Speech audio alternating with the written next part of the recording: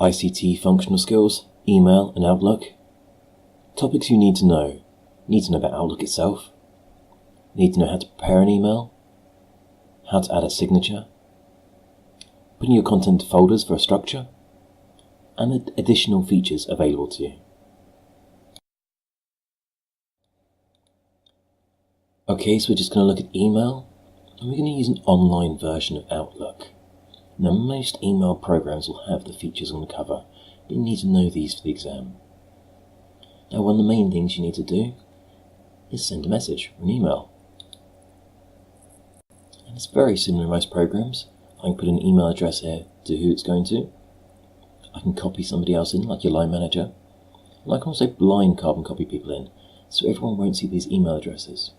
This is particularly useful if you're emailing your customers in one go, but you don't want them to see each other's email. I also want to add a clear subject, so they know what the message is about. And this is where I put the body of my text, so to such and such, the details, and then my signature at the end. You can see all the formatting options down here. And one of the things you need to do for the exam is you may need to include a link. It's not always the case, but it's one of the details you know how to do. So you go to a web page, you highlight the link at the top, you go to copy, go back to your email, and you simply just right click and paste that link.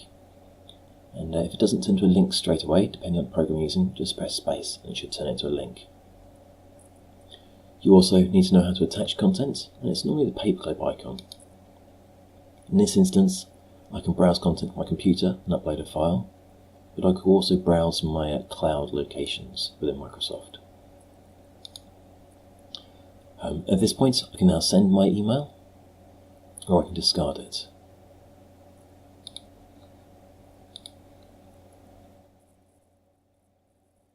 Okay, so it is also important to sort of know the structure and being aware of where your junk emails go and what to do with those.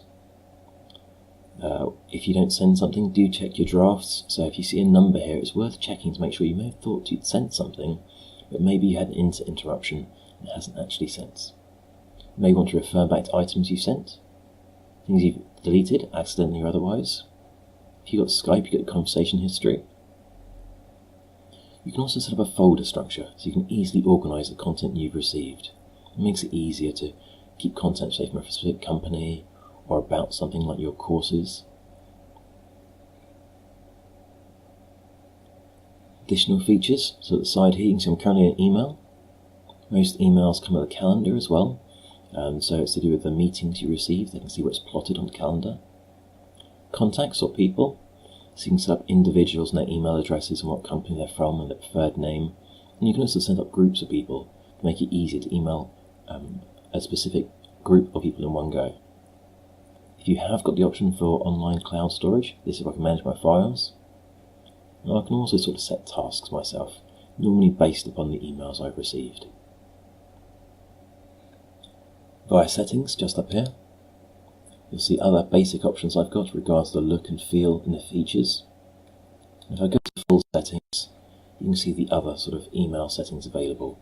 Maybe what to do with your attachments, rules I can set about content coming in, how do I want to manage my junk email, syncing emails to devices and such, general handling of messages, forwarding, and automatic replies.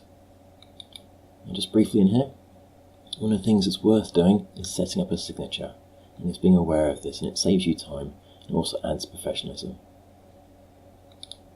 Okay, that's sort of the basics of email and what you need to know for the exam.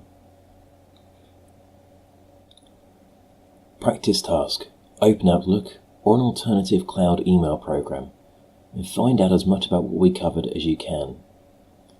Draft an email with a link to the Microsoft website in the body of the message and attach an image you have found and saved of the Microsoft logo.